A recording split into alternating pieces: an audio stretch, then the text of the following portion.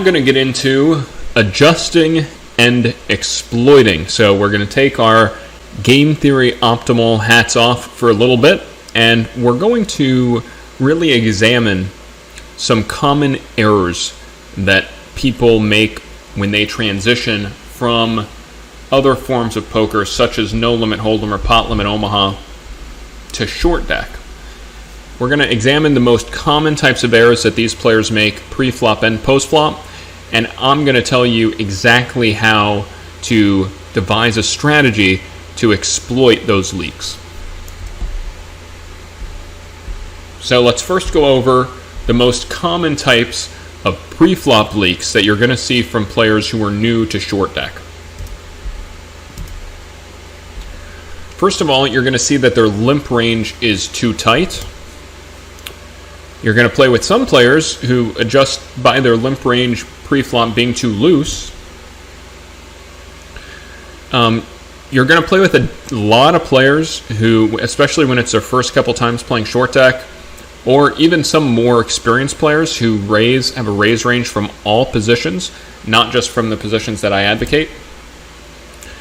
You're going to play against some people who have more of a linear raising range on the button when it's limped to them, rather than a polar raising range.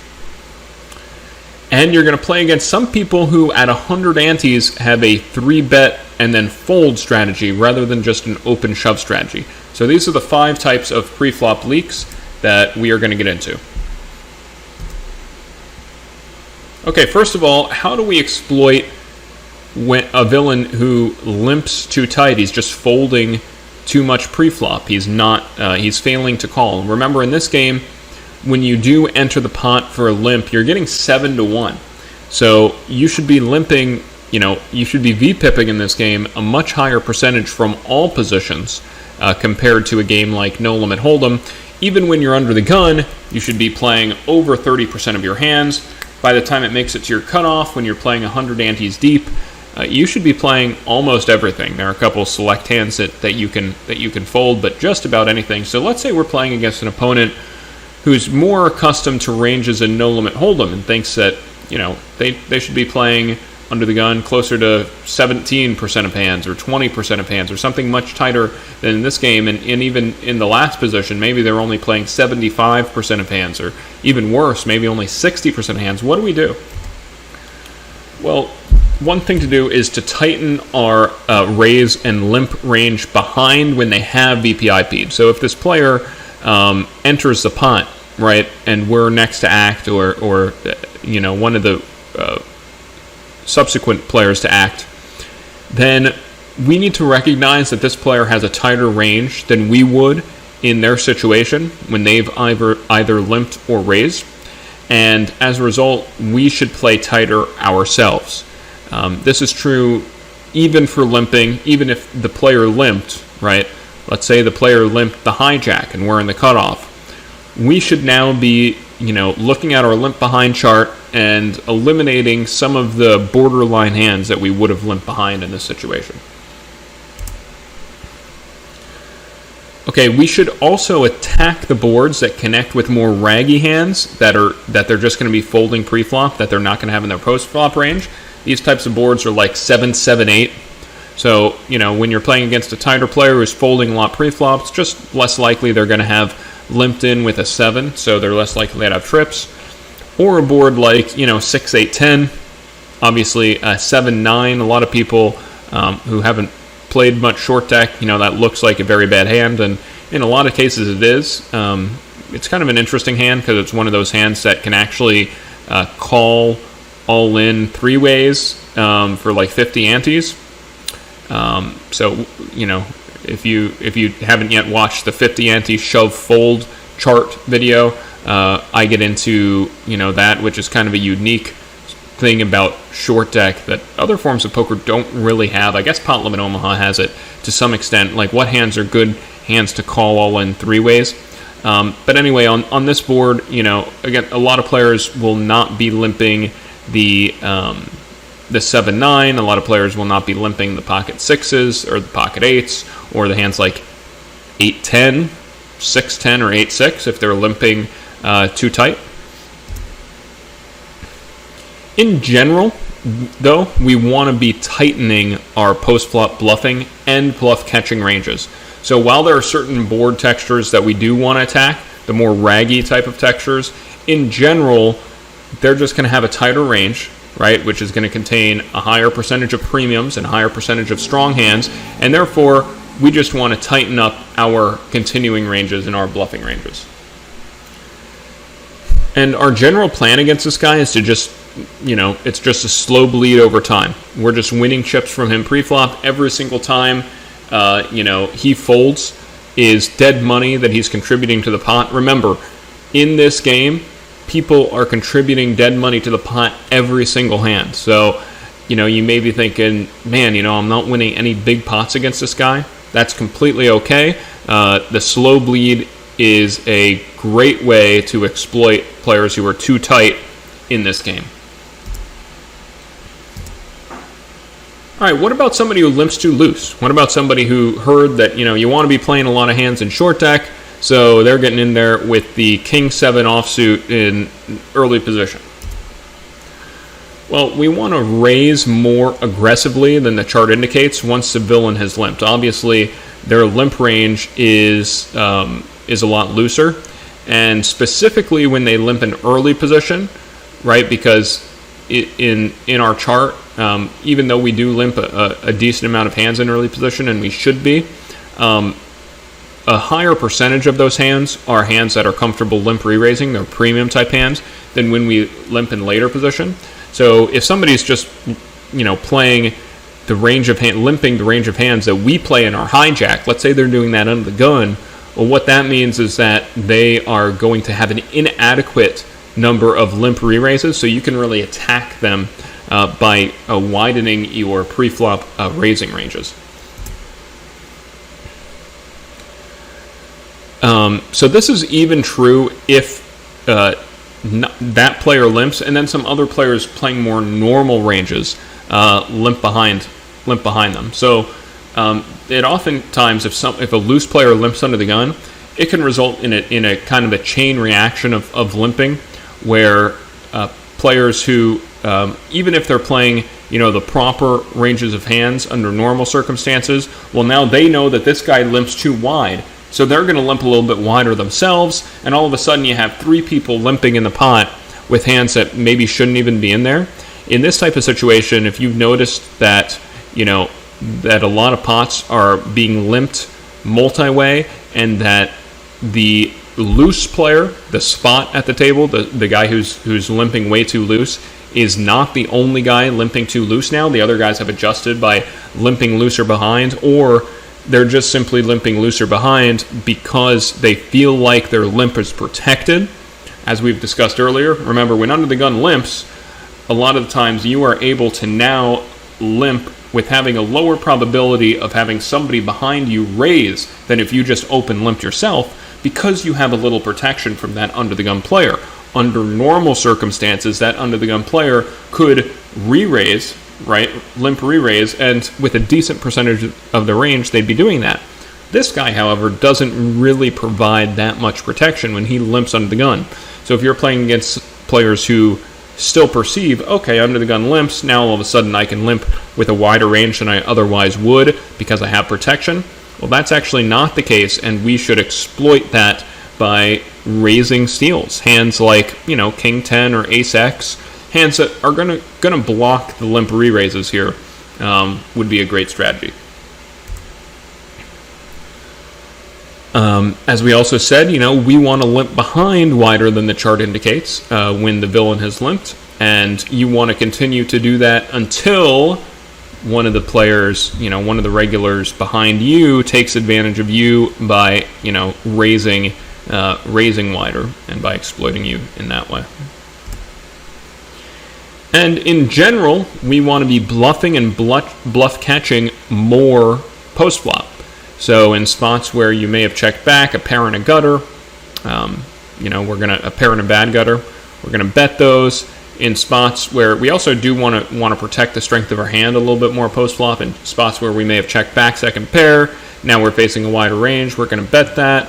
If we're on the river, in a close spot, we're not sure If we should bluff catch, well, we got to remember that our opponent is in there with a lot of raggedy stuff pre-flop, so we may be inclined to bluff catch in that spot. Now, what about a player who raises from all positions? This means that his under the gun 1, under the gun 2, that he doesn't just have the limp ranges that we advocated. He actually has a raising range from all of these positions. You're going to find that this is a very common leak in short deck, and that it actually doesn't just apply to amateurs or people who are new in the game. There are actually a decent number of players who this is part of their overall strategy in short deck. I think that it leaves them open to be exploited, and I'll explain to you how. So one of the ways to exploit this is when this particular player does raise an early position, we want to tighten all our continuing ranges because this is a very strong range. In this game, you can't really get away with raising too high a percentage of the hands that I advocate limping under the gun. You can't really get away with raising too many of those hands. And the reason why is because it's just so much more likely in this game than it is in No Limit Hold'em that your opponents behind you are going to have a hand like aces, kings, queens, or ace, king. So, when these players do raise an early position, we're in general going to give that a lot of credit, and we're going to put them on a pretty premium range. Now, let's say they do raise an early position, and we are getting a good price with a decent hand in this game because it is short deck, so we defend our button. And then the board comes something that's unfavorable for premiums, such as 9-9-6, right? While this does seem like a decent board in No Limit Hold'em, this wouldn't be such a bad board for ace-king or aces, certainly, or kings, or ace-queen even. But in this game, this board is significantly worse for those hands because we're much more likely to have a 9, having defended the button in this game, than we would be having defended, for example, the big blind in No Limit Hold'em. But also, even when we don't have a 9, we do have just a gut shot or 7-8 for an up and down straight draw, has significantly more equity in this game than in No Limit Hold'em. So, somebody's raised under the gun, we're on the button, we defend the button, and we know for a fact that this guy does not have a 9 in his range, right? Because he's not raising any 9 combos under the gun. Some people may be raising 9-10 suited under the gun, maybe 9-10 offsuit, which would be a very aggressive open from under the gun. But most of the time, you're not expecting them to have that. You can go ahead and attack boards like this with even a hand like, Jack-7 of hearts. Just like runner straight or runner flush type hands. If you have, just a hand like a pair of 6s that could possibly turn a river a full house to beat his hand, or just complete nothing. 10 jack for backdoor straight draws. In this game, there are all kinds of backdoor draws that you can attack boards like this on. It's going to be very, very difficult for him to continue. Another example is a board like 7-8 jack. Again, assuming they're not raising hands like 9-10 in early position. It's just he does not have hardly any 9s or 10s in his under the gun raising range. Some players will be raising hands like Jack-10, but most of his hands are going to be hands like aces, kings, queens, ace-king, ace-queen. It's just really tough for him to continue on a board like that. Or, of course, a board like 6-7-8. Right, so basically all these boards 9-10 are the nuts. If he's not raising 9-10 under the gun, and the board comes a board where 9-10 is the nuts, then bombs away. Even on this board, he of course doesn't have ace-9 in his range. He of course doesn't have any of the sets in his range. He of course doesn't have any of the 2 pairs in his range. So if I had a hand like King 10 on this board, and I was playing against a player who raises early position and then just thinks he has to c-bet blindly, I might be inclined to put out a raise there. Even a hand like just ace-x, like ace-jack, wouldn't be a terrible spot to really attack this board. And you're at least going to be floating with these hands, and that allows you to bluff on later streets. Now, when if you're playing against a villain who does have a raising range in early position, when they limp in early position, you can almost disregard it, right? What that means is that they have a weaker hand, right? Most of the players who are raising in early position aren't doing a good job of balancing,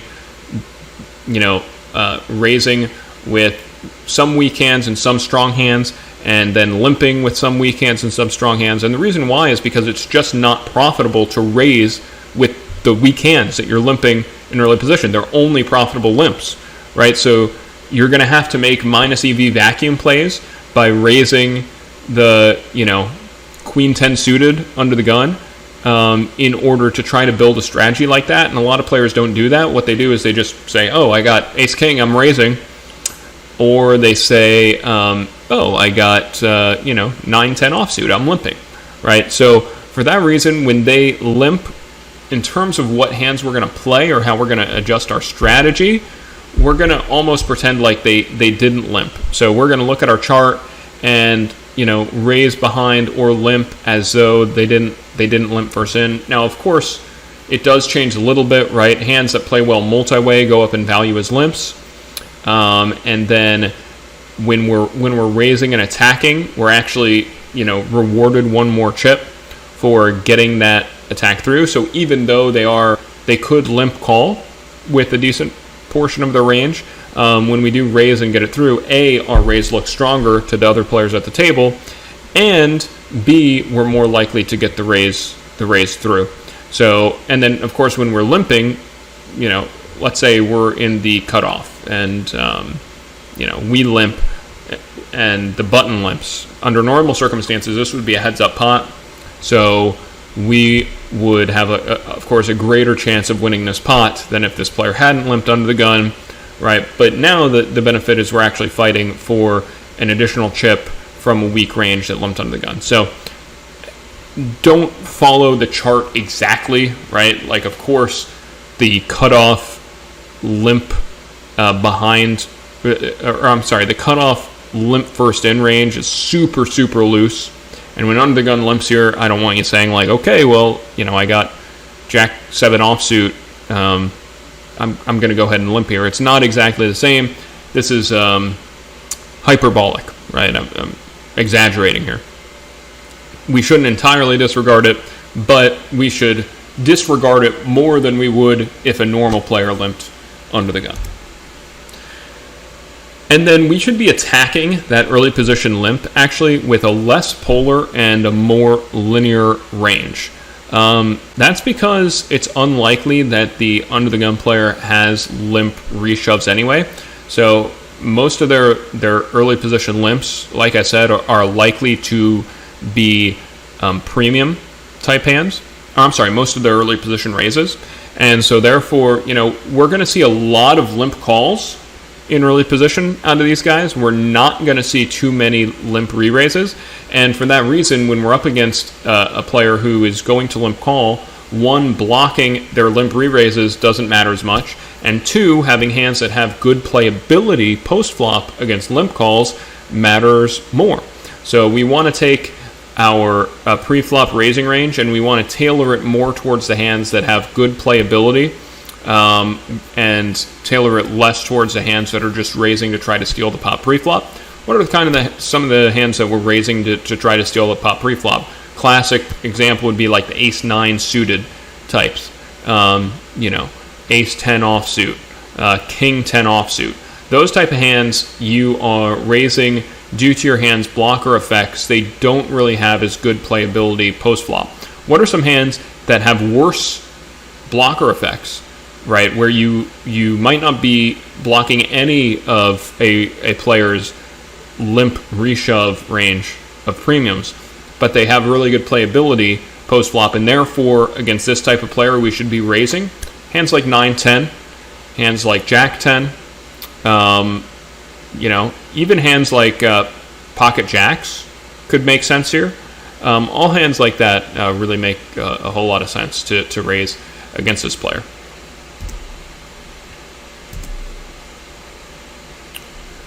All right, let's talk about what to do against somebody who raises the button with a linear or too wide of a range. This is a super common error when players transition into short deck.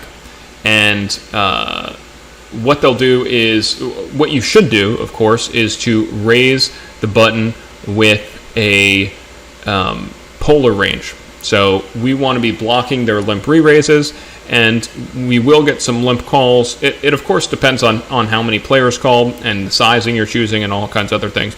But you'll see a lot of players just get to the button and they'll say, "Wow, this is a pretty decent hand. I'm gonna raise it up and try to get some value here," when in fact that leaves you open to being exploited. If you're taking hands like Jack Queen offsuit and raising up the button trying to get value, here are the ways that we can exploit a player like that. First of all, we want to limp premiums now in all positions, right? So if we know for a fact that our opponent is sitting there on the button and he's getting hands like King Jack offsuit, Queen Jack offsuit, King 10 suited, Ace 10 offsuit, all these hands that where he's trying to eke out some value from calls pre-flop, but that can't call a limp reshove, well, we're going to start to limp our premiums pre-flop from all positions a lot more. Of course, we're not going to limp them every time, right? But against these guys, we want to be, when these guys are on the button, we want to be limping them a lot because we're going to get a lot more opportunities to limp reshove.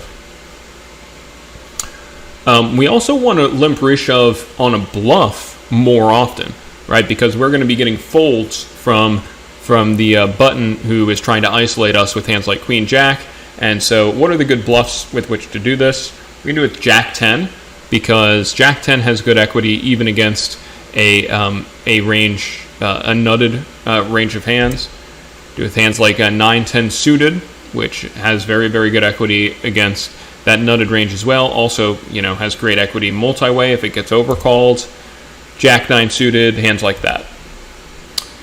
In general, we want to tighten our limp range because while we are getting 7-1 direct on our limp, when it's this player's button, remember, we're not just going to be able to see the flop free for a limp very often. And we want to tighten it up more and more as we get closer to the button. So if we limp under the gun, maybe alarm bells are going off in this guy's head and all of a sudden he's not going to raise up the Queen Jack on the button for value. But if we limp in the cutoff, right, and he's looking down at Queen 10 offsuit, he might be saying, well, this guy's coming in here with anything. I'm going to raise up the Queen 10. So what I would do is I would actually tighten up my limping range in the cutoff the most, then the hijack the second most, so on and so forth. I would also raise wider in the cutoff to compensate. Yeah, bluff, raise, steal more. So I would raise more in every position to compensate, right? So when it's this guy's button, and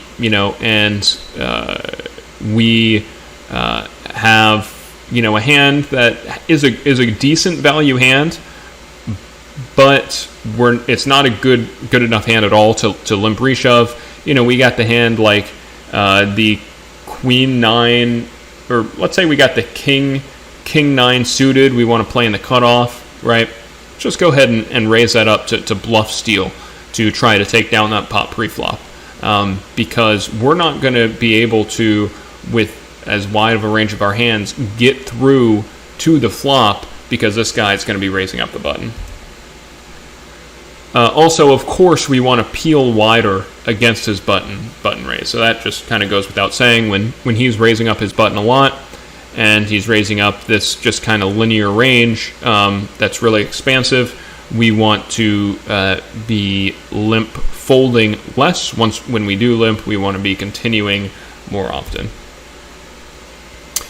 And then post-flop, we really want to consider minimum continuing frequency more than range advantage, because in a lot of spots post-flop, you can really narrow down what a button's raising versus limping range is because it's so polar.